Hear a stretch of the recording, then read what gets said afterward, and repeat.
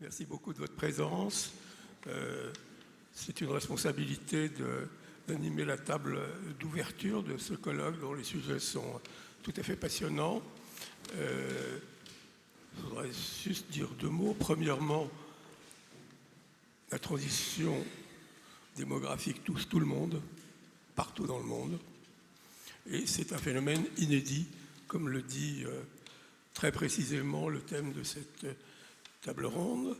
Donc, je voudrais limiter mon rôle à simplement introduire les intervenants et à leur poser une question pour les lancer. La durée est pour vos interventions préliminaires entre 5 et 10 minutes, et de façon à ce que vous puissiez échanger entre vous et bien entendu répondre aux questions de la salle. Donc, je demande au général vigilant d'ouvrir cette discussion avec sa vision sur la démographie et sa transition dans le monde et les conséquences géopolitiques et les tensions entre États qui risquent d'en découler. Merci beaucoup Alain.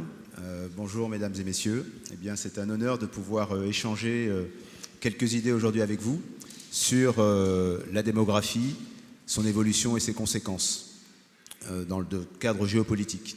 La première des choses, c'est peut-être rappeler que à l'heure où nous avons le retour de la violence et du rapport de force entre, en tout cas dans le domaine des relations internationales, eh bien, la démographie est un élément important qui a un impact déterminant sur ce qu'on appelle les facteurs de puissance d'un État. Le facteur diplomatique, le facteur informationnel, le facteur militaire ou encore le facteur économique. La preuve en est qu'au XIXe siècle, si Napoléon a pu conquérir l'Europe, c'est bien parce que la France était une puissance démographique.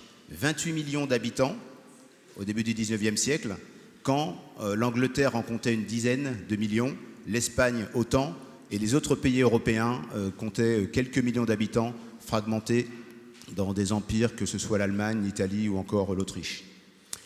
Donc,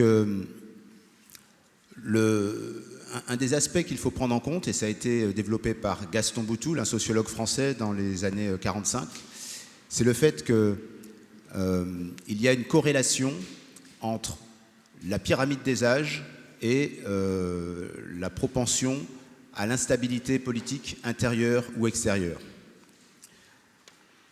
Concrètement, lorsque nous avons un excès de jeunes hommes entre 15 et 30 ans, qui correspond à peu près à l'âge des combattants, eh bien, il y a de fortes chances que ce pays présente une menace pour ses voisins.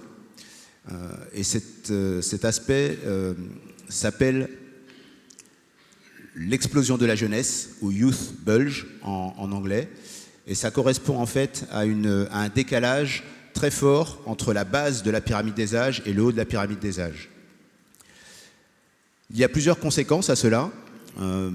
Lorsque vous avez un excès de ces jeunes gens dans une population à hauteur de 35 à 45%, eh bien ces jeunes hommes qui sortent d'un idéalisme juvénile, ils sont confrontés à un manque de perspective ou un manque d'opportunité pour avoir un travail, pour avoir une position honorable dans leur société, ce qui est la clé en fait pour accéder au mariage et donc permettre la création d'une famille.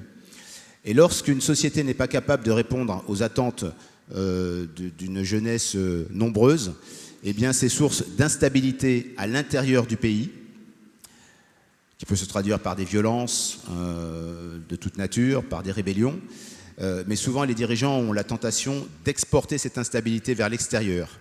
Et donc cette explosion de la jeunesse peut être une menace pour les pays voisins.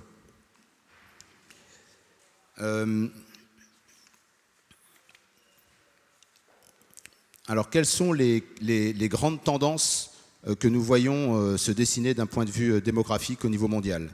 La première tendance, c'est le vieillissement de la population, qui est le fait d'une transition démographique qui est directement corrélée au développement économique, mais aussi à l'éducation des femmes. Et ça se traduit par l'allongement de la durée de vie. C'est un défi pour les pays développés qui devront compter sur la migration pour pouvoir assurer leur bien-être économique en quelque sorte. La deuxième tendance, c'est l'urbanisation des populations. Depuis une quinzaine d'années, dans le monde, il y a plus de personnes vivant dans des zones urbaines que dans des zones rurales. Et cela va s'accentuer en 2050 avec près de 2/3 de la population vivant dans des zones urbaines. Concrètement, nous allons vers la formation de mégalopoles, que ce soit en Afrique ou en Asie et également en Amérique latine. Donc des grands centres urbains qui vont se connecter avec plusieurs dizaines de millions de personnes. Et cela va occasionner des tensions, tensions sur l'environnement, tensions pour l'accès aux ressources comme l'eau, l'énergie, ou encore des tensions sur les infrastructures.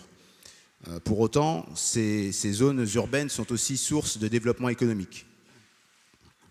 La troisième tendance, c'est le décroissement de la population mondiale, qui est, je dirais, essentiellement drivé par un effondrement en Asie orientale. Et ça se traduit, cette décroissance mondiale, par une diminution des populations, que ce soit en Chine, au Japon ou encore en Corée du Sud, qui a le plus faible taux de fécondité. On est de l'ordre de 0,7, quand les autres pays sont autour de 1,2 dans la zone.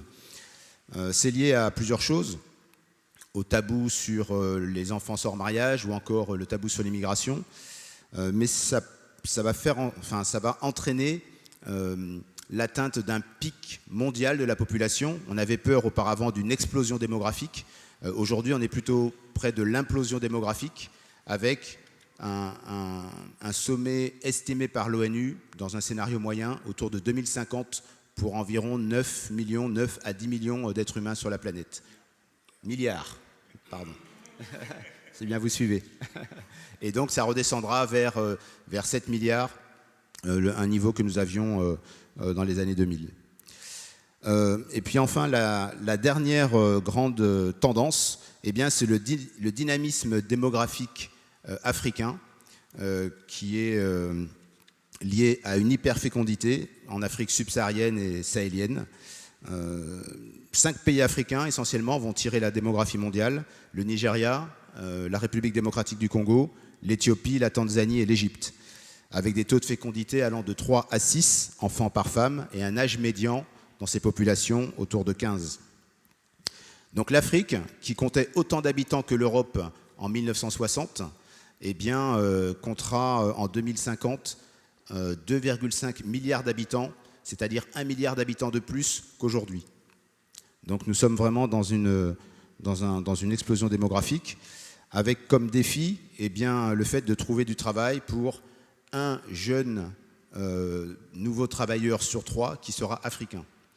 Et si le continent n'est pas capable de répondre aux demandes de cette population, il y aura bien sûr une forte pression migratoire qui s'exprimera tout d'abord à l'intérieur du continent africain, puisque 80% des migrations sont internes, et puis une petite fraction de cette immigration sera tentée d'aller vers les pays européens ou les pays occidentaux plus riches ou en Asie. Donc, conséquence, instabilité possible du continent africain, à corréler quand même avec un certain niveau de développement économique qui peut contribuer à contrebalancer ces tendances. En Asie, l'Inde restera le pays le plus peuplé, avec près d'1,6 milliard d'habitants, une fécondité qui leur permet juste de renouveler leur population, mais surtout ils resteront sur une inertie démographique pour la génération à venir, pour les 30 années à venir. La Chine, comme je vous l'ai dit, va voir sa population très fortement diminuer, avec un taux de fécondité autour de 1,1, 1,2. Et finalement, on se rend compte que de la même façon que les pays avec une explosion de jeunesse peuvent potentiellement être plus agressifs pour leurs voisins, eh bien les pays vieillissants ont une tendance naturelle à être plus pacifiques. Quand une famille a un seul enfant, eh bien elle sera moins encline à l'envoyer à la guerre. Quand une famille a beaucoup d'enfants, eh bien c'est ce qui permet à des pays d'exporter leur jeunesse. Dans les autres régions du monde, au Moyen-Orient, on trouve une situation assez contrastée entre des pays du Golfe et des pays du Maghreb qui sont en recul d'un point de vue démographique, là où nous avons une très forte croissance dans des zones comme la Palestine.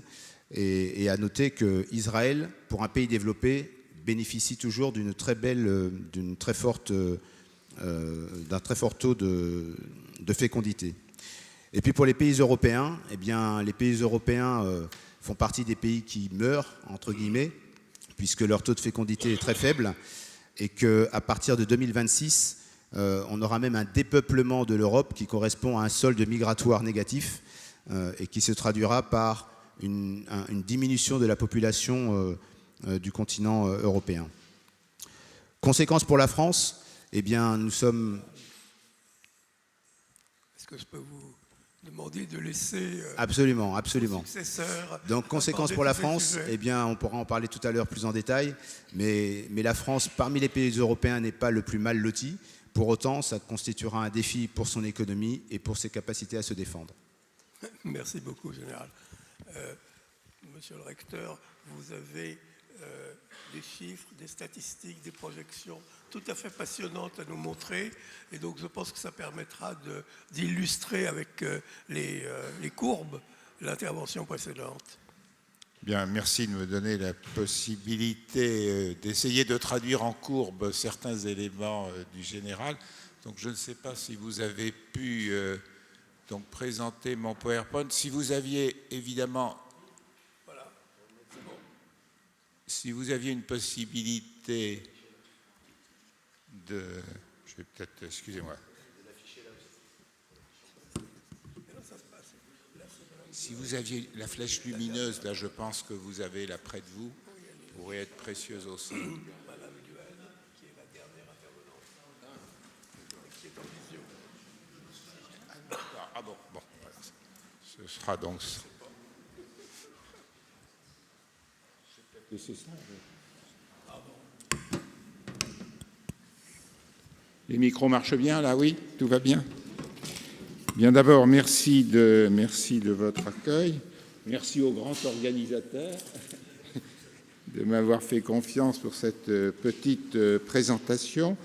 Donc, je vais vous proposer de résumer la question du vieillissement de la population à 3 échelles, c'est-à-dire l'échelle du monde, l'échelle de l'Europe et l'échelle de la France, de façon que ces échelles géographiques complémentaires nous permettent de mieux saisir le questionnement de ces journées. Premier élément, donc, qui est absolument essentiel, et je remercie tout particulièrement Guy Birenbaum d'avoir accepté de mettre l'adjectif inédit dans le titre de cette table ronde, puisque c'est ce qui me paraît tout à fait essentiel, c'est-à-dire ce qui est en train de se produire au XXIe siècle. C'est un phénomène inédit dans l'histoire, à 2 niveaux, au niveau du vieillissement proprement dit et au niveau de ce que j'appelle la gérontocroissance. En effet, il faut peut-être rappeler clairement les définitions, c'est-à-dire le vieillissement de la population dans son ensemble, en fait 2 aspects. Un aspect structurel, le vieillissement de la population qui est une réalité cinétique, c'est-à-dire en fait l'augmentation de la proportion des personnes âgées dans une population donnée. Mais cet effet structurel peut ou non d'ailleurs, mais généralement est complété par un effet de flux, ce que j'appelle la gérontocroissance, c'est-à-dire en fait l'augmentation du nombre de personnes âgées. Et donc nous verrons que les réponses à apporter ne sont pas exactement les mêmes si l'on veut satisfaire l'enjeu structurel, donc l'augmentation de la proportion de personnes âgées, et l'enjeu mécanique et de flux qui est la gérontocroissance. Alors pour bien comprendre, examinons d'abord la situation dans le monde à travers 3 planches. Premier élément, c'est tout simplement la mesure du vieillissement et de la gérontocroissance. Donc vous avez d'une part la courbe rose, je pense qu'elle est rose, qui vous met bien en évidence en moyenne mondiale l'augmentation de la proportion des 65 ans ou plus qui, vous le voyez, a augmenté donc considérablement au cours de ces dernières années. Et donc, c'est l'effet de structure. Quant à la courbe en bleu foncé, c'est la gérontocroissance, c'est-à-dire en fait l'augmentation du nombre de personnes âgées. Et donc, vous voyez qu'aujourd'hui, on dépasse le milliard, c'est-à-dire que sur les environ 8 milliards d'habitants de la Terre aujourd'hui, nous en avons 1,150 milliard qui ont 65 ans ou plus. Et donc ces deux données sont totalement inédites, c'est-à-dire jamais dans l'histoire de l'humanité ou dans l'histoire des populations du monde, nous n'avons eu une proportion aussi importante de personnes âgées et nous n'avons eu un nombre aussi important de personnes âgées. Alors la raison fondamentale, et pour le simplifier à l'échelle mondiale, c'est ce qu'on appelle le vieillissement par le haut. Le vieillissement par le haut, c'est le fait de l'augmentation de l'espérance de vie des personnes âgées. Donc vous voyez ainsi une courbe sur l'augmentation de l'espérance de vie à 65 ans dans le monde. C'est un phénomène imprévu. C'est-à-dire que lorsque vous lisez des écrits des années 60 ou 70, personne n'envisage une telle augmentation de l'espérance de vie des personnes âgées. Mais ce qu'il va se passer, c'est qu'à partir des années 70, dans les pays les plus avancés, eh bien, la médecine, qui auparavant s'était concentrée dans la lutte contre la mortalité infantile, contre la mortalité maternelle, contre la mortalité des adolescents, peut se tourner vers les personnes âgées. Et donc, on va voir le développement de la gériatrie, et donc un élément fondamental qui va permettre le décollage de l'espérance de vie à 65 ans. On le voit particulièrement dans le cas français, où l'espérance de vie à 65 ans dans les années 60 stagne et puis va décoller à partir des années 70. Alors bien sûr, sur cette espérance de vie, bon, pour les femmes en rouge et pour les hommes en bleu, nous avons deux périodes de baisse, comme vous le voyez. Donc la première période de baisse, elle est due exclusivement à la Chine, donc en 1960 avec le fameux grand bond en avant qui a entraîné une surmortalité épouvantable en Chine. Et la deuxième période de baisse, c'est bien entendu l'effet Covid de ces dernières années. En même temps, vous voyez s'instaurer une inégalité croissante, c'est-à-dire l'espérance de vie à 65 ans des femmes augmente beaucoup plus que celle des hommes. C'est scandaleux, mais c'est ainsi. Alors, il y a quand même une raison qui explique cette augmentation, c'est la baisse de la mortalité par suite de couches, de ce qu'on appelle la mortalité maternelle, qui a considérablement baissé, et donc ceci a heureusement d'ailleurs augmenté l'espérance de vie des personnes âgées. Donc c'est la raison, l'une des raisons, de l'élargissement de cet écart. Alors pourquoi une longévité accrue? Pourquoi ces personnes qui ont atteint l'âge de 65 ans voient leur espérance de vie augmenter en moyenne dans le monde? Donc il y a 4 raisons. La première raison, c'est l'alimentation suffisante et diversifiée. Alors bien sûr, elle ne touche pas toute la population mondiale, mais là aussi c'était un phénomène imprévu. Je vais prendre l'exemple de l'Inde, parce que l'Inde, dans les années 50, on considérait que ça allait être une catastrophe démographique, des famines épouvantables, et on demandait à l'Inde surtout de construire des ports pour pouvoir recevoir des importations de produits alimentaires pour satisfaire les besoins de leur population. Bon, il s'est passé notamment la Révolution verte, et vous savez que maintenant, l'Inde est même exportatrice de produits alimentaires. Donc vous voyez ce changement considérable qui s'est opéré. Deuxième élément, bien sûr, tous les progrès hygiéniques. Prenons le cas de la France, en 1936, ce n'est qu'une minorité de logements qui ont une salle d'eau. Et le développement des réseaux d'assainissement, les progrès médicaux et pharmaceutiques, le développement des antibiotiques. Et il ne faut pas oublier aussi tous les progrès techniques qui limitent le temps et la pénibilité du travail. Bon, je peux prendre l'exemple des chariots élévateurs, par exemple, où le travail des dockers aujourd'hui, avec les containers, n'a rien à voir avec le travail des dockers il y a un siècle. Donc, premier élément de regard à l'échelle mondiale. Deuxième élément de regard à l'échelle donc de l'Union européenne. Et là, nous avons l'autre élément du vieillissement il s'est exercé tout particulièrement, c'est-à-dire le vieillissement par le bas de la pyramide des âges, c'est-à-dire une diminution des effectifs de jeunes liés à la baisse de la fécondité, à une généralisation de l'hiver démographique sur l'ensemble de l'Union européenne. Alors, il en résulte notamment 2 tenailles que je vais vous présenter pour l'Union européenne.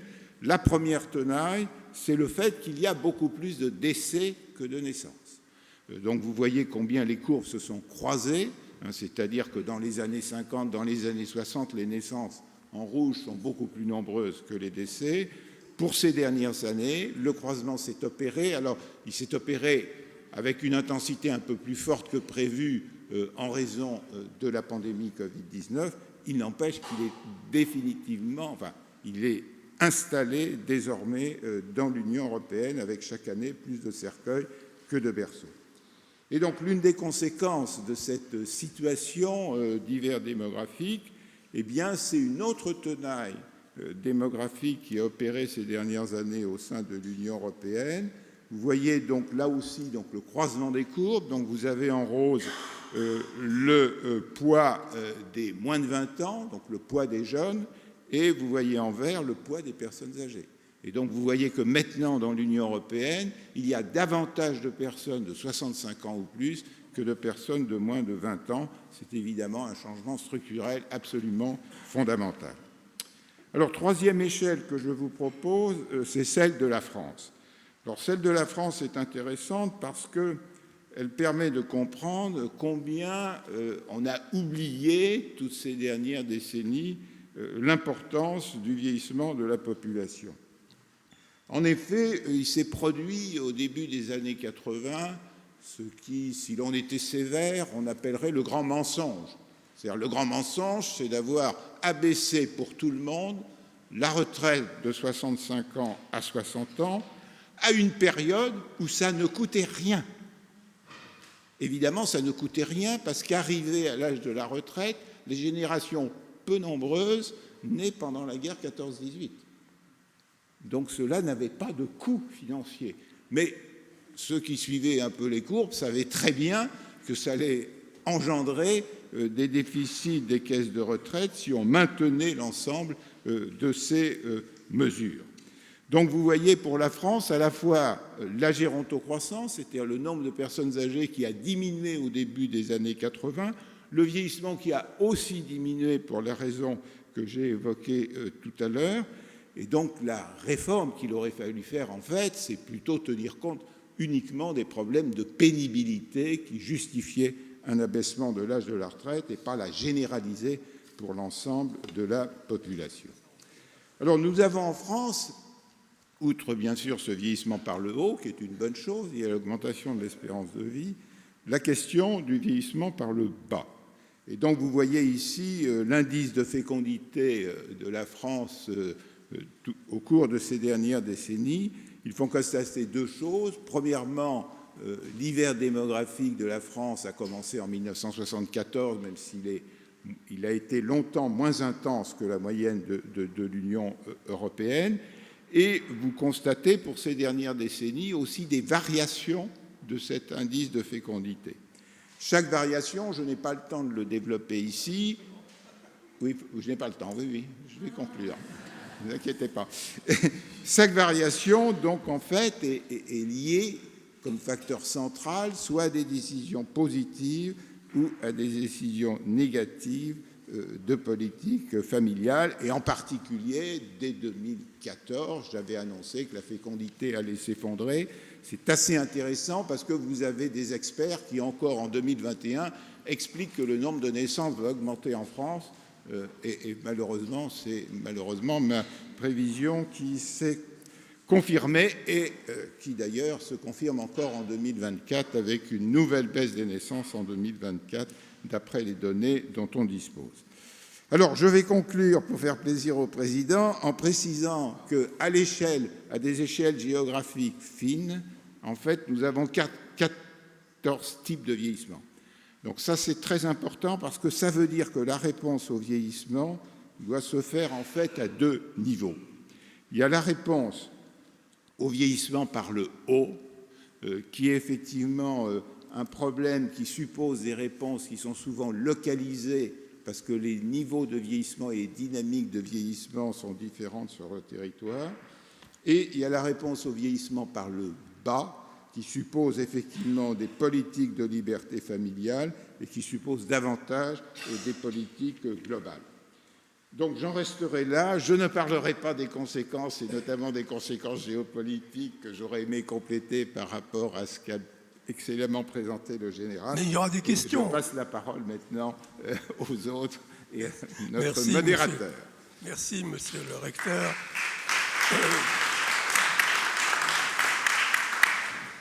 Monsieur Giraud, l'Afrique, c'est le continent voisin de l'Europe et donc de la France. Et donc son évolution démographique est peut-être la seule avec une très forte croissance dans le monde. Donc nous souhaiterions avoir votre sentiment à la fois sur la situation des capacités de développement du continent, les conséquences migratoires et éventuellement d'éventuelles tensions qui pourraient exister à l'intérieur de ce continent. Merci beaucoup et bonjour à tous. Je représente le secteur privé français, les entreprises françaises investies en Afrique. Et c'est à ce titre-là que je vais donner un angle exclusivement africain à mon propos. Mais nous ne sommes pas hors du sujet, puisque comme ça a été rappelé, il y a une décroissance de la population qui est enclenchée dans le monde, sur la planète, sauf en Afrique, où la croissance est très importante, puisque vous connaissez, s'il n'y a qu'un seul chiffre, je vous en donnerai quelques-uns, vous n'êtes pas obligé de les apprendre par cœur. Prenez-les juste comme illustration. Mais il y en a un qu'il faut retenir quand même, c'est qu'aujourd'hui, il y a 1,450 milliard d'Africains et en 2050, il y en a 2,5 milliards. Ça, c'est écrit, c'est donné, ça ne peut pas baisser, c'est certain. Donc il y a 1 milliard de plus d'Africains à venir. Donc c'est un enjeu qui nous concerne tous, en termes de place de l'Afrique, poids de l'Afrique, migration, relations diplomatiques, poids politique entre les continents, etc., etc. Alors je voudrais, avec votre autorisation, prendre l'angle d'attaque pour mon petit propos, de donner quelques caractéristiques de la situation démographique de l'Afrique et puis surtout essayer de présenter un certain nombre d'idées reçues qui prospèrent grandement dans notre société au niveau de l'opinion, des politiques et des médias. Beaucoup de choses frappées d'une ignorance que je qualifierais de crasse se répandent et beaucoup. Et donc je pense qu'il faut un peu remettre l'église au milieu du village. Première idée, la démographie et la croissance démographique est une chance inouïe pour le continent africain. Baladez-vous, vous allez voir, beaucoup de gens défendent cette idée. Je ne dis pas qu'elle est fausse, je voudrais simplement dire qu'il faut la nuancer. Quelques chiffres, simplement. Le taux de fécondité en ce moment en Afrique est de 4,18 enfants par femme en 1923. En 2023, il était de 5,18 en 2000. Donc il baisse. Il y a une baisse tendancielle du taux de fécondité, et ça reste quand même à 4,18. Je vous rappelle celui de l'Europe, 1,50 enfants par femme, et celui de la France, en tout cas jusqu'au chiffre récent, 1,83. Donc Afrique, 4,18. Bon. Non mais oui, c'est récent, maintenant ça baisse. Alors, les gens disent, mais c'est très bien, et pourquoi cette situation existe-t-elle en Afrique? Comment ça se fait? Comment l'expliquer? Pour plusieurs raisons. D'abord, on va y revenir après, ce sentiment très fort que l'Afrique est gigantesque, qu'il y a des vastes étendues, et que ça, d'abord, l'Afrique peut être le grenier du monde, mais deuxièmement, qu'il y a de la place. Ce n'est pas un problème. Le nombre de fois où, ayant soulevé ce problème de la fécondité africaine, on m'a répondu, mais où est le problème? Il y a de la place. Ce n'est pas un sujet. Deuxième point très fort dans la culture africaine, c'est que les enfants, ce sont des bras utiles. Et donc, la naissance d'un enfant, dans une famille notamment subsaharienne, est toujours vue comme une bonne nouvelle. Ce sont des bras pour travailler et ce sont des personnes qui vont pouvoir aider les vieux à vivre. Ensuite, il y a évidemment les habitudes culturelles et religieuses qui sont fortement ancrées et qui ne sont pas celles que nous avons en Occident. Donc, le résultat de ce sentiment-là, c'est que les enquêtes ont montré que pour les femmes africaines, notamment en Afrique subsaharienne, le nombre d'enfants idéal se situe, pour elles, entre 4 et 9. C'est ça la psychologie. Voilà. Donc ça, c'est la situation. Alors, idée reçue, vous ai-je dit. Il y en a une aussi, qui circule pas mal, qui est de dire que l'Afrique a vécu et est en train de vivre sa transition démographique et qu'elle atteint le dividende démographique. Vous savez ce que c'est? Ça veut dire que c'est une période dans la vie d'une population où il y a beaucoup de naissances. Ce sont des bras qui vont créer de la valeur, qui vont travailler, qui vont créer de la richesse. Et pendant à peu près une génération, il y a peu de vieux, il y a peu de personnes âgées à supporter et à aider. Et par conséquent, c'est ce qu'on appelle le dividende démographique. Il y a plus d'actifs que de passifs, largement plus. Ils ont un pouvoir d'achat qui croît, ils créent de la croissance, ils ont même des capacités d'épargne, ces jeunes. Et donc, c'est le dividende démographique. La vérité, en Afrique, est différente, en réalité. Et ça, les gens ne le voient pas très bien.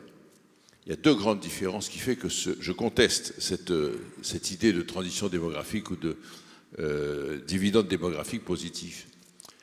Les deux raisons, les deux difficultés, c'est que la jeunesse est tellement importante, juste un chiffre. Il y a la moitié des Africains à moins de 23 ans. La moitié. Donc à 15 ans, à 14 ans, même si vous pouvez donner des petits coups de main, vous ne travaillez pas quand même. Vous n'êtes pas, ou à 12 ans, vous n'êtes peut-être pas une grande charge, mais en tout cas, vous ne travaillez pas. Donc, il y a une telle proportion de jeunesse que ça devient difficile. Et puis la deuxième, c'est qu'il y a un taux de chômage hallucinant, comme vous le savez. Le taux de chômage, à l'aune de nos manières de compter, se situe souvent 25, 30, 40%. Alors, tout ça est masqué par le secteur informel, que vous connaissez tous. Mais si vous additionnez ce poids de la jeunesse et le taux de chômage, eh bien, en réalité, le dividende démographique, il est négatif et pas positif. Donc, il faut regarder d'un petit peu plus près ces questions-là et ça corrige la vision qu'on peut avoir. Ensuite, cette histoire de la croissance de la population pose évidemment des difficultés. On va y revenir après, je vais juste les citer, je ne les développe pas.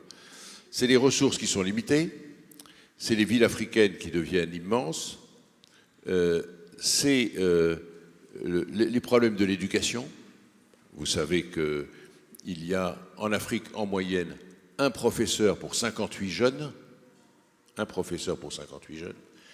et qu'on ne compte plus les centaines de milliers de classes qui ont plus de 100 enfants par classe.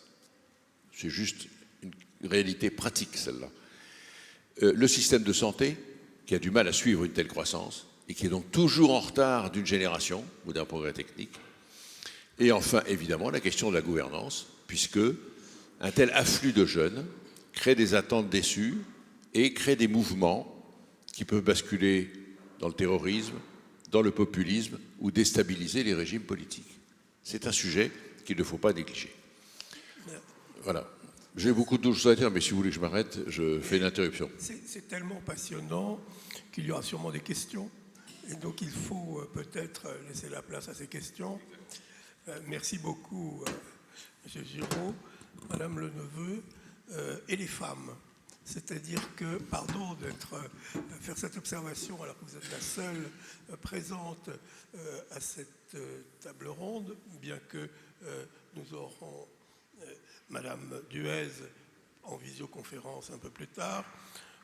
Dans les facteurs qui ont été développés à la fois comme cause et comme conséquence, la place des femmes est tout à fait essentielle. Comment voyez-vous les conséquences pour elles de cette transformation, les questions de fécondité, les questions d'aide, les responsabilités familiales? Je pense que vous avez beaucoup de sujets.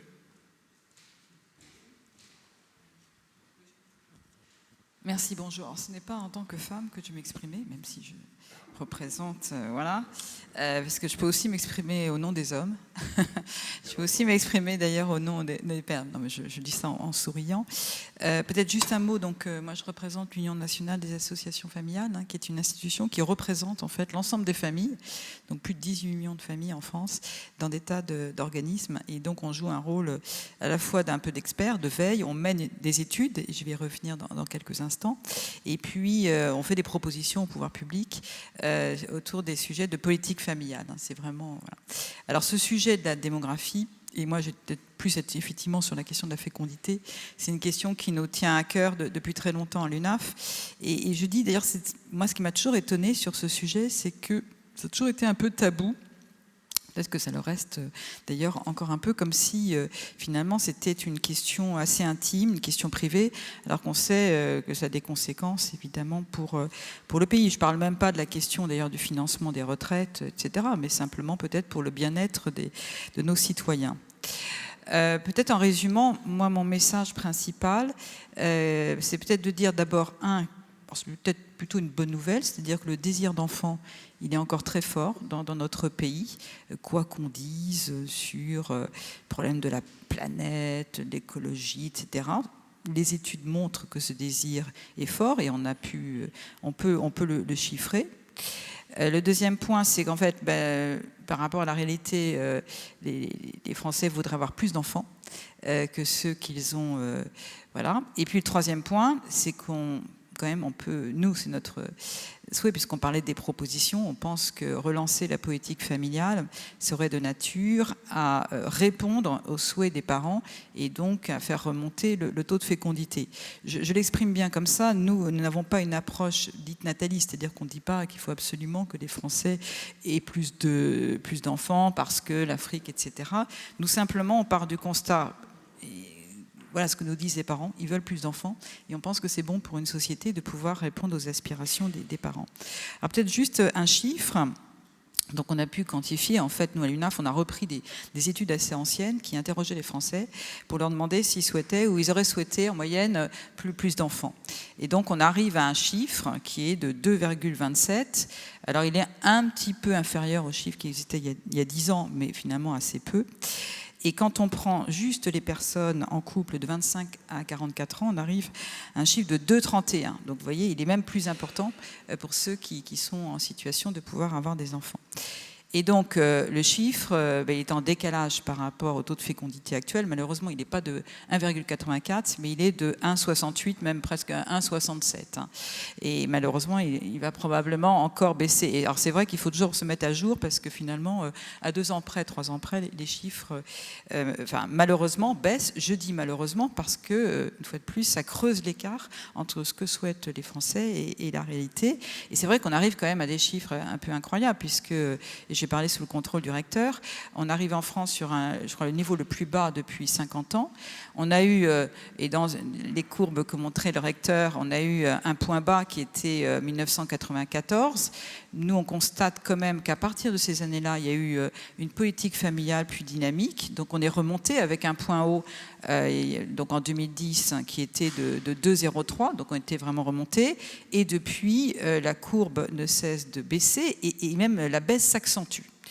Alors, je dirais face au déni de beaucoup d'experts, sauf bien sûr le recteur du Mans, parce qu'il y a une réalité en plus, mais vous reconnaîtrez que beaucoup même de démographes, de spécialistes, je pense à l'INED, qui ont toujours sous-estimé ce phénomène en disant que c'était conjoncturel, il y avait tel événement, la crise, après ça a été le Covid, donc voilà, une espèce, c'est pour ça que je parle de tabou, mais peut-être un peu de déni. On peut peut-être penser le sujet peut-être commence quand même à s'esquisser. Voilà. Nous, ce qui est intéressant dans les études qu'on mène, enfin, nous, on demande en fait aux parents pourquoi justement ils ont moins d'enfants que ce qu'ils auraient souhaité. Et un des facteurs quand même principal qui ressort, c'est la situation économique, c'est la question du revenu, du salaire, c'est-à-dire qu'on considère qu'il faut pouvoir disposer d'assez d'argent en fait pour pouvoir élever ses enfants, et c'est la question du travail. Donc ça, je vais vraiment y revenir à la question de l'emploi.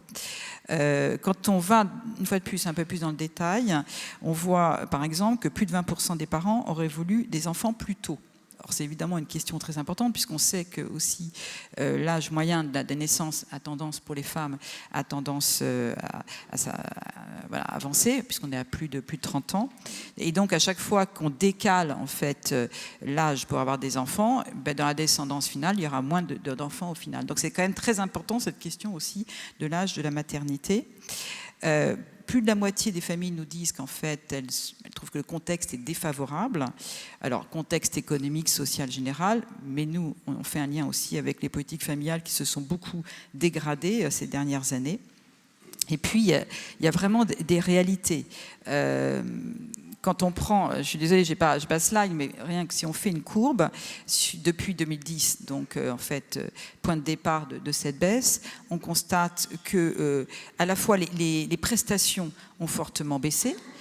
Ça, c'est vraiment une réalité, on a pu le chiffrer. Et puis, en même temps, le coût, notamment le coût de la crèche, a beaucoup augmenté. Et le coût, par exemple, pour confier son enfant à une assistante maternelle a aussi beaucoup augmenté. Donc, si vous voulez, en gros, moins d'aide pour les familles et des coûts, et d'ailleurs, malheureusement, des coûts qui ne cessent de s'aggraver. Donc, en fait, qu'est-ce qu'elles demandent, des familles? Elles demandent de la stabilité économique.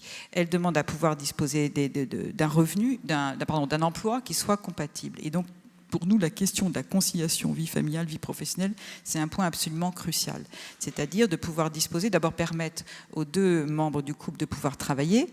Donc on sait que ça a été d'ailleurs un des facteurs probablement du dynamisme de la fécondité en France. Ça a été finalement de chasser ce tabou selon lequel les femmes devaient rester au foyer pour garder leur enfant. Donc on a toujours eu un taux d'activité, c'est vrai, féminin important.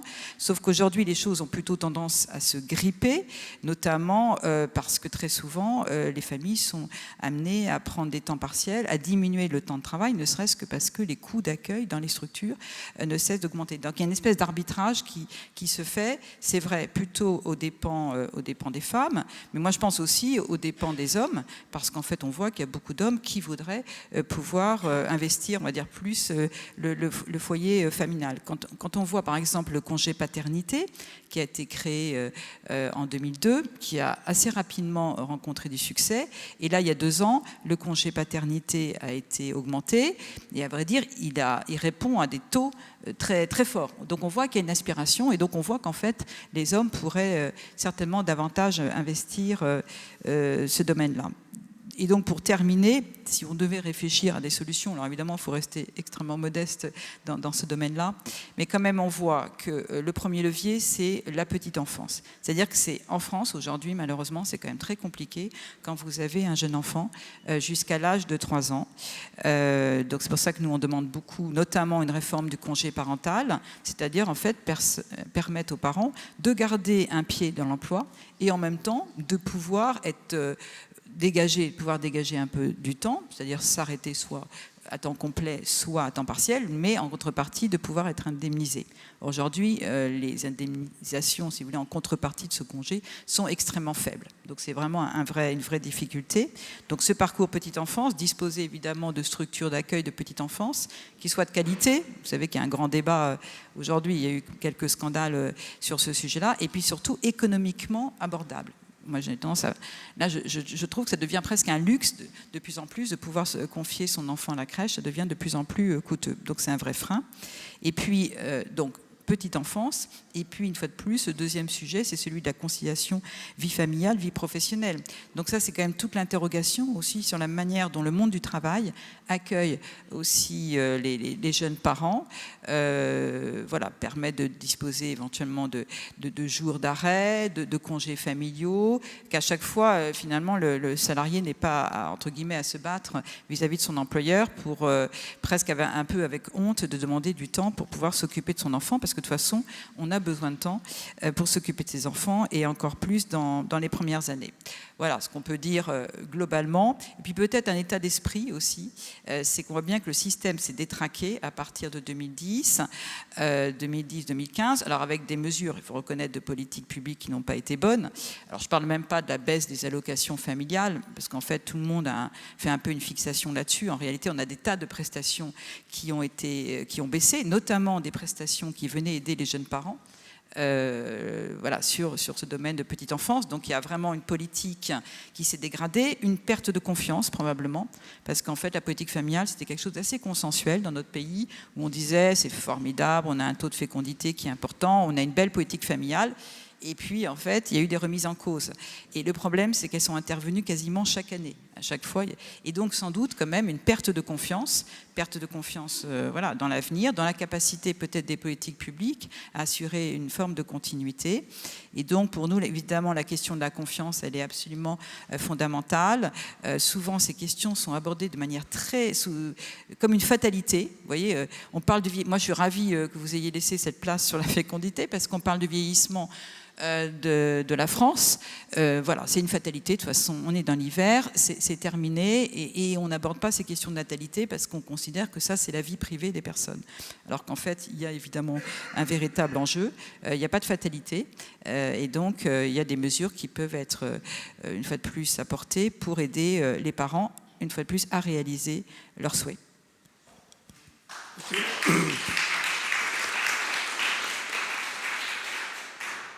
Merci beaucoup.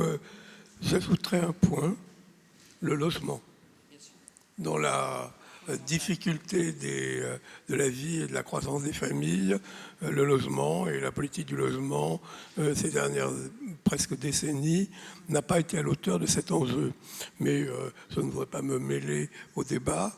Je voudrais simplement passer la parole à monsieur Calva, qui va nous parler des aidants, de la relation des personnes âgées entre elles, avec leur environnement, et de la manière dont il est possible d'avoir un grand âge plus heureux. Très bien, merci beaucoup, merci de votre invitation. Alors, j'ai compris que le temps était contraint, donc je vais essayer de faire très très vite, mais néanmoins compréhensible. Pour l'instant, on est presque dans les temps. À l'heure. Non, moi je voudrais juste, vous voyez, je reprenais le fait qu'on cherche un inédit. Moi j'aimerais souligner déjà, pour en venir aux aidants, une forme d'inédit, c'est que la transition démographique, on en a souvent peu conscience, mais elle est rendue possible par de fantastiques progrès, notamment des progrès économiques, et qu'elle génère par ailleurs un niveau d'attente qui dépasse simplement la volumétrie des personnes. C'est-à-dire qu'elle se traduit par davantage de droits, elle se traduit par davantage d'attentes de l'ensemble de la population, qu'il s'agisse d'ailleurs des plus jeunes comme des plus âgés. Et toute la question qui se pose aujourd'hui, nous semble-t-il, c'est est-ce que la société qui a généré ces droits est aujourd'hui en capacité physique et a-t-elle suffisamment de ressources pour pouvoir y répondre ? On est à un moment qui est une forme de moment charnière, qui se traduit par ailleurs, enfin l'actualité le montre, peut-être par davantage de ressources, enfin par davantage de contraintes sur les ressources, ça peut être des ressources économiques, il peut y avoir des ressources énergétiques. Donc ce grand basculement-là, finalement, moi il me semble qu'à titre d'illustration, la question de la dépendance, par exemple, est assez illustrative. Et du coup, elle va nous amener à la question des aidants. Aujourd'hui, la prise en charge de la dépendance, c'est une équation qui est une équation dans laquelle vous avez des volumes de besoins, vous avez des ressources nécessaires pour y arriver, et vous êtes dans une forme plus ou moins d'équilibre. Or, aujourd'hui, ce dont on s'aperçoit, c'est qu'on a de plus en plus de pression sur la dépendance, puisqu'on envisage à un horizon de 20 ans ou 30 ans une multiplication par 2 du nombre de personnes dépendantes. Vous avez moins de ressources qui sont finalement des ressources financières, je n'y reviens pas, mais aussi des ressources humaines. Et aujourd'hui, par exemple, on anticipe le fait que d'ici 5 ans, on devrait recruter 300 000 soignants. Or, dans les 5 ans qui viennent de s'écouler, on en a péniblement recruté 40 000. Peut-on imaginer une seule seconde qu'on va pouvoir multiplier par 6 ou 7 l'effort qu'on n'a pas réussi à faire en 5 ans ? Donc, c'est là-dessus, moi, que j'aimerais insister, c'est comment est-ce qu'on va gérer et comment est-ce qu'on gère ce pas de temps-là. Alors, il ne s'agit pas du tout d'être dans une logique effondriste, durable. Je ne suis pas en train de vous dire qu'on est dans un pic qui coule. On est simplement dans une forme. Il se trouve que la transition démographique, elle s'inscrit dans un contexte qui est un contexte, finalement, de contraintes dont on ne sait s'il sera passager, mais qui, de toute façon, et je reviens sur la dépendance, va mobiliser peut-être de nouveaux acteurs. On évoquait les familles, donc derrière, c'est les aidants familiaux qui en l'absence de ressources financières, en l'absence de ressources humaines, en tout cas en termes de pénurie, et dans une moindre mesure même en l'absence même d'espaces d'accueil, puisqu'on a aussi des contraintes écologiques, les zones, les zéro artificialisation nette qui empêchent peut-être de travailler sur les surfaces d'accueil, va devoir jouer le rôle de supplétif pour répondre d'une certaine façon aux attentes. Quand on le regarde, selon les estimations qu'on a pu réaliser, vous allez avoir une pression qui va s'exercer sur les aidants familiaux qui, dans les 20 ans qui viennent, sera à minima multipliée par 2, c'est-à-dire que leur contribution va être appelée à être multipliée par 2, et dans certains cas, suivant certaines hypothèses parmi les plus pessimistes, c'est 14 fois. C'est-à-dire qu'on va se retrouver avec des personnes qui vont devoir en même temps travailler et néanmoins s'occuper d'une personne. Et on voit bien que physiquement, ça ne tient pas, même en termes de règles physiques. Quand vous vous occupez, on va dire, entre 8 et 10 heures par semaine, et encore, on est vraiment sur des optiques très optimistes, et que vous multipliez ça par 10, une semaine ne comptant que 164 heures, vous voyez que les personnes risquent de se retrouver à l'écart dans une forme de société qui est une forme de société d'exclusion. Et bien sûr, c'est le dernier point, c'est que cette tension-là, elle va porter sur les populations, évidemment les plus jeunes, qui vont prendre en charge les personnes les plus âgées. Et se pose là une quatrième question, qui est celle du récit. C'est-à-dire que la transition démographique, sous cet angle-là, qui est celui de la dépendance, mais qu'on pourrait élargir à d'autres items, elle pose clairement la question du récit qui se retourne, c'est-à-dire que l'ensemble du récit moderne, c'est qu'on a des générations qui, bon an, mal an, ont toujours eu plus que la génération qui les a précédées. Or là, ce que je suis en train de vous dire, c'est qu'un des risques, c'est qu'on a une génération qui est moins, en tout cas on soit dans une logique d'arasement des avantages et des droits, et en plus, on va lui demander de se mobiliser pour devenir aidant. Aujourd'hui, 50% des aidants, des 9,5 millions d'aidants, c'est des aidants de personnes âgées. Donc ça veut dire qu'il y a un poids énorme qui va aussi peser sur la jeunesse.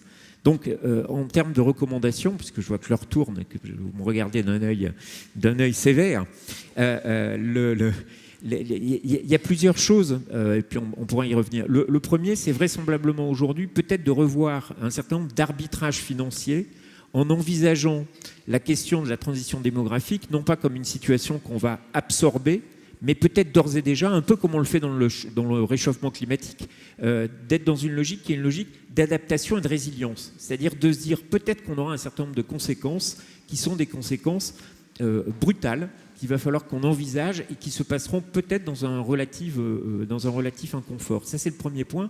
Le deuxième point, c'est que il me semble que dans cette logique-là, il y a une forme de mobilisation du secteur économique dans la capacité qu'il va pouvoir avoir à travailler à davantage peut-être de flexibilité au travail, avec davantage d'ouverture, sans doute. Alors je sais que traditionnellement c'est toujours un poids qui pèse sur lui, mais on voit bien qu'on va difficilement pouvoir faire autrement. Et puis sans doute aussi un troisième point qui est d'être en capacité à travailler, revoir des récits donc, qui vont à un moment donné pouvoir embarquer une population loin de ce qui pourrait à un moment donné amener une forme de, je ne vais pas vous dire de fracture intergénérationnelle, mais en tout cas de tension intergénérationnelle entre une jeunesse qui d'un côté pourrait se sentir, on va dire, matraquée, et de l'autre côté des personnes plus âgées qu'il convient d'accompagner. Merci beaucoup. Ça sera aussi un des sujets d'une des tables rondes de cet après-midi. Merci, c'est très enrichissant. Je voudrais maintenant passer la parole à Madame Duez, qui va à la fois nous apporter sa réflexion et son témoignage sur le fait aujourd'hui d'être confrontée à toutes ces difficultés que traversent souvent les femmes entre la conciliation entre une vie familiale, une vie professionnelle et puis la prise en compte de cet environnement de vieillissement. Madame Duez, c'est à vous. Merci, bonjour, vous m'entendez bien ? Très bien. Parfait. Alors, si ça ne vous dérange pas, je vais plutôt parler des jeunes, parce que le sujet féminin a été très bien traité. et que j'interviens ici avec ma casquette de présidente de Youth Forever, qui est une association européenne qui étudie très finement la génération climat. Donc cette jeune génération qui a du mal aujourd'hui à se projeter dans la parentalité. Et si cela vous convient, je structure mon propos en 2 temps en étant très rapide. Le premier, c'est quand on analyse cette génération climat et qu'on va sur les enjeux environnementaux, comment est-ce qu'on peut décrypter un petit peu le phénomène, en mettant évidemment de côté tout ce qui a déjà été évoqué très bien précédemment, le logement, le travail, l'équilibre et le partage des tâches avec son conjoint, les moyens financiers. Je vous rappelle que la génération Y, celle née dans les années 80, est plus pauvre que les générations précédentes, que la génération Z le sera également, et que évidemment tout cela contraint considérablement la projection dans la parentalité. Et dans un deuxième temps, se poser la question de qu'est-ce que ça donnerait de faire de l'enfance le centre du projet politique pour la France, puisque ça c'est le message que j'ai vraiment envie de poser sur la table pour les 2 jours de colloque. Donc la génération Z, c'est 32% de la population mondiale. Au sein de cette génération, vous avez une toute petite partie qu'on appelle la génération climat. Et là, ça a été esquissé. Et je pense que c'est pas anecdotique, et en tout cas j'avais envie de rentrer dans le sujet. C'est une population qui connaît les rapports du GIEC par cœur, et je vous rappelle qu'aujourd'hui on consomme 2,8 planètes par an, que le jour du dépassement de nos limites planétaires c'est le 28 juillet, et qu'on qualifie le monde d'aujourd'hui, quand on a 25 ans, de banni pour brutal, anxiogène, non linéaire, incompréhensible, ou encore de VUCA, volatile, incertain, complexe, ambigu. Évidemment que dans ce contexte-là, on a une jeune génération qui est très fragilisée par l'époque, qui est d'ailleurs le reflet de cette époque-là. Et quand on dit qu'elle est très fragilisée, il y a des statistiques qui sont édifiantes. Il y a une croissance de 51% du taux de suicide des jeunes de moins de 25 ans. C'est une hausse de 87% du taux de suicide sur les femmes, les jeunes femmes de moins de 25 ans, sur la même décennie. Alors c'est un phénomène qui est inédit. C'est le titre de la table ronde, qui est complexe et qui va de pair, donc je le disais, avec une difficulté à se projeter dans le futur et même dans le présent en réalité. En 99, vous aviez 46% des jeunes qui se déclaraient très heureux. Aujourd'hui, ils sont à peine 19% à pouvoir l'affirmer. Et donc, fort de cet état-là, vous avez aujourd'hui l'émergence de ce qu'on appelle les GINK, Green Inclination No Kid, qui sont une petite partie de cette population qui se dit qu'en fait, on ne peut pas décemment avoir des enfants dans le monde d'aujourd'hui. Alors moi, j'ai 3 enfants et merci d'ailleurs de m'avoir permis d'être à distance parce que ça m'a permis de les amener à l'école ce matin. C'est une forme de modernité, je trouve, au diapason avec le sujet. Comment est-ce qu'on fait pour redonner envie à toute une population et particulièrement à cette jeune génération GINK de se projeter dans la parentalité? Quelques éléments et je terminerai sur mon dernier point. D'abord, et ça a été évoqué, la puissance des récits, raconter autrement l'avenir. Les mots sont vivants, les discours sont performatifs. Et aujourd'hui, en fait, les sujets de natalité, en tout cas d'un point de vue politique, semblent confisqués.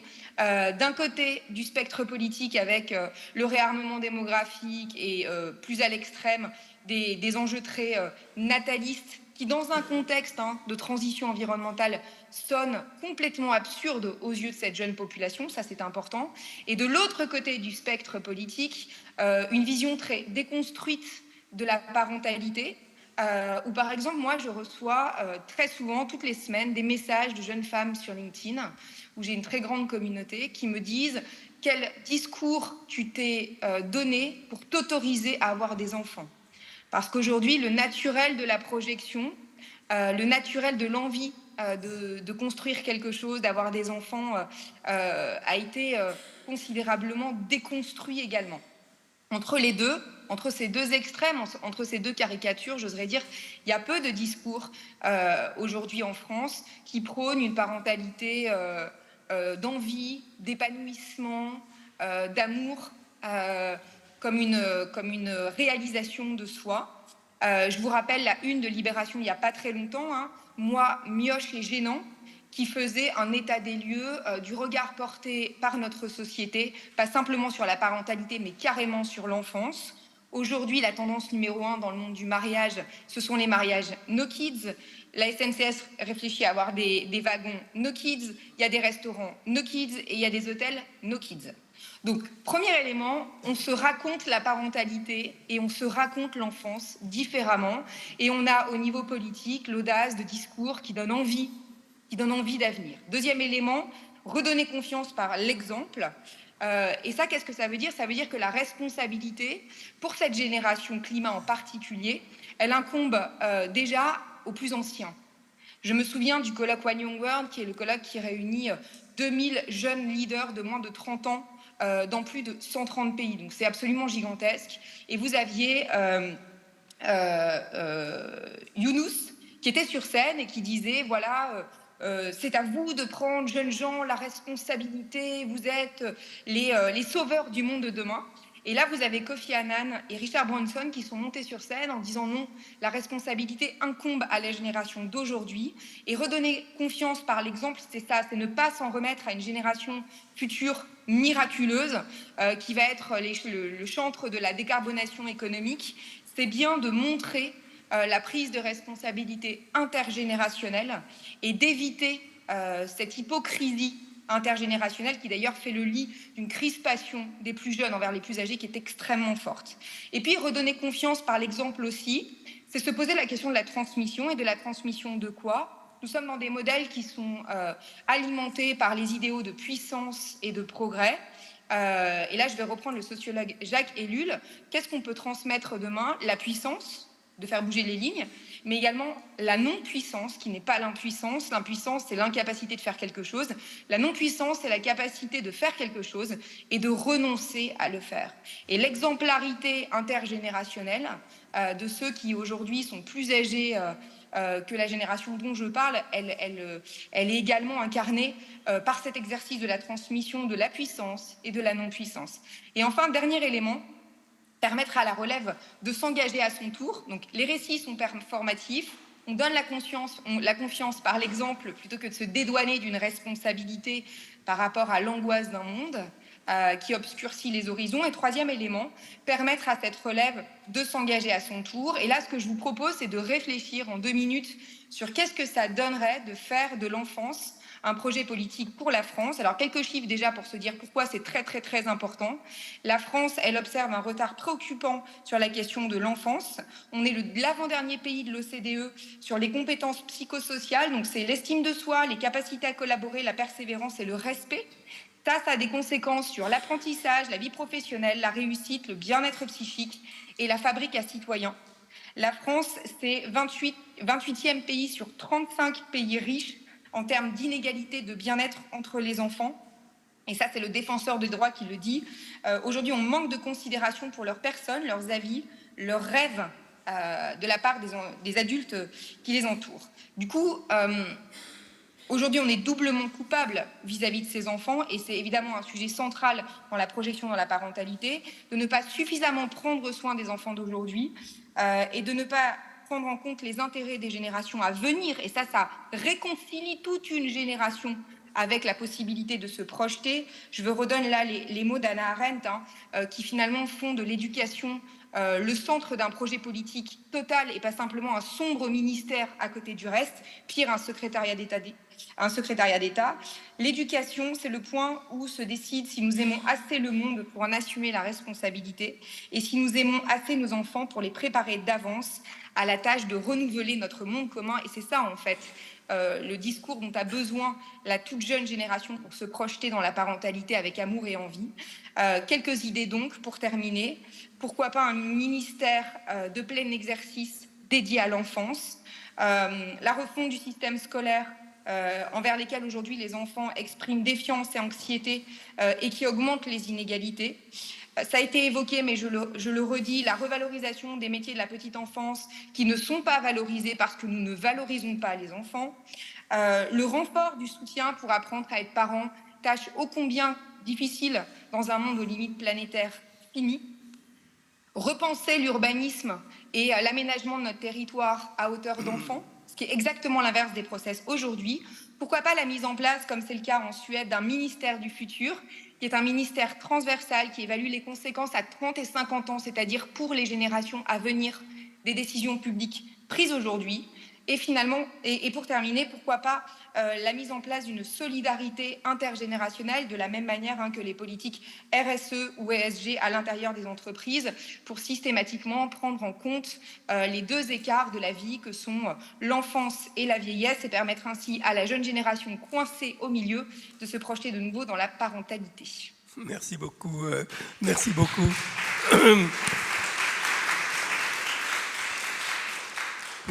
Pour le sens très vaste de votre réflexion et de la réponse aux problèmes posés.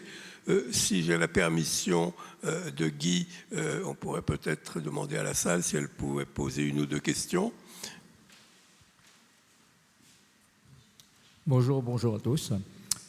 Le continent africain est dès aujourd'hui confronté à un défi démographique majeur.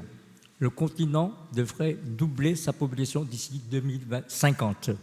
Passant d'1 milliard d'habitants aujourd'hui à près de 2,4 milliards. Surtout la moitié de ces habitants ont moins de 25 ans, ce qui pose d'urgence question de la capacité de son économie à absorber des millions de nouveaux entrants qui viendront gonfler son marché de l'emploi. Quelles sont les solutions et les conséquences ? Je pense que M. Giraud à toutes les réponses, brèves comme d'habitude. Je vous remercie de poser cette petite question. Je pense que la première réponse à ce défi énorme, il y a plusieurs. La première réponse, c'est la croissance démographique, il faut créer des emplois. Aujourd'hui, où je vous parle, il y a 20 millions de jeunes nouveaux de plus qui arrivent sur le marché du travail en Afrique, tous les ans. Il y a 20 millions d'emplois créés. Et ça, c'est du concret. Vous parlez avec le gouvernement de Côte d'Ivoire, le Premier ministre me dit, voilà, tous les ans, j'ai 400 000 jeunes qui arrivent sur le marché du travail. C'est absolument terrifiant. Alors qu'est-ce qu'ils font ces jeunes? On ne trouve pas, évidemment, à créer 400 000 emplois. Donc ils basculent dans l'informel pour l'essentiel, dans le chômage, dans les actions illégales, la drogue, les trafics, etc., ou dans le terrorisme. Voilà. Donc, c'est absolument important, et donc il faut tout faire, c'est ce que, par exemple, fait le CIAN, pour développer des emplois, créer des entreprises, créer un climat favorable aux entreprises pour qu'elles puissent créer de la richesse. C'est la première réponse, pour être court. Deuxième réponse, il faut traiter le problème de l'urbanisation. Quand vous regardez les villes africaines, vous êtes frappé par quelque chose, c'est qu'elles sont en général, pas toujours, mais en général, horizontales. C'est-à-dire qu'elles s'étalent, elles s'agrandissent en gagnant des surfaces et des superficies. Ce qui éloigne les ressources pour les faire vivre, les aliments deviennent de plus en plus loin, ce qui crée des embouteillages absolument insurmontables. Vous ne pouvez pas circuler à Lagos, par exemple. Abidjan devient une ville totalement saturée. Le Caire, on n'en parle pas. Donc c'est des vrais sujets. C'est des sujets qui ont l'air subalternes. Non, c'est la vie de tous les jours des gens, ça. Ensuite, il y a les bidonvilles, etc. Donc, il faut passer à un modèle d'urbanisation verticale. Ça veut dire créer des villes intelligentes, propres, écologiques, et qui sont plutôt construites vers le haut. Aujourd'hui, il y a 40% de la population africaine qui est urbanisée. Dans une génération, ce sera les 2/3. Donc, défi énorme. Donc, réponse à cela, après la croissance démographique, traiter le sujet de l'urbanisation. Et troisièmement, mais ça c'est un sujet très délicat qui met en cause, c'est celui d'une politique de natalité développée par les États concernés. Et ça c'est un sujet délicat parce qu'il met en cause des questions religieuses, des questions de culture et des questions de souveraineté aussi. Qui sommes-nous pour donner ces questions? Nous autres, par exemple, on est ici des Occidentaux, qui sommes-nous pour dire ça? Voilà. Merci beaucoup. Est-ce que je peux prendre une autre question? Parce que moi, j'en ai une. Si vous me permettez, je voudrais poser une question à Madame Neveu. Madame Le Bonjour, Neveu. merci beaucoup pour tout ce que vous avez exposé. Je m'appelle Delphine. Pardon? Je m'appelle Delphine, si vous voulez, je peux me lever. Ah, excusez-moi. Voilà. Moi, je travaille sur des sujets intergénérationnels et je porte un projet qui serait l'alternance pour les seniors. J'ai bien aimé un des mots qui est le mot envie. Mais quand on est sur... moi, j'assiste à beaucoup de conférences et j'échange beaucoup. Ce qui serait formidable, c'est qu'à ce type d'événement, il y ait des jeunes pour qu'on puisse parler les uns avec les autres et non pas dans notre coin sans qu'ils soient là. Et c'est comme ça qu'on pourrait construire quelque chose tous ensemble. Je vous remercie pour votre question.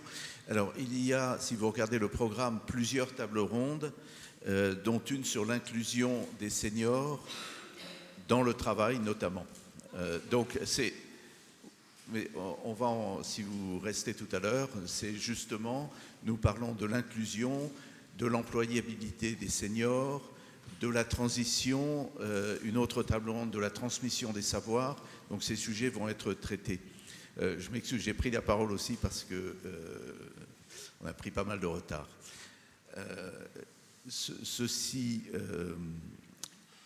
Donc ces sujets vont être traités. Il y a sur, alors tout à l'heure, comme nous avons commencé tard aussi, je n'ai pas indiqué, je crois qu'au dernier recensement, nous avons 30% de femmes dans les intervenants. Je n'ai pas pu faire mieux. Et je n'ai pas cherché à avoir des femmes, j'ai cherché surtout à avoir des compétences. Donc, nous avons... Et quant à la moyenne d'âge, j'y ai bien pensé, mais la décence m'a retenu de demander à chacun des intervenants leur âge pour faire la moyenne. Cher Guy, j'ai bien compris que le temps était compté, donc nous remercions chacun des intervenants, à la fois par la richesse de leurs propos et par la variété des sujets abordés et les réponses. Merci infiniment.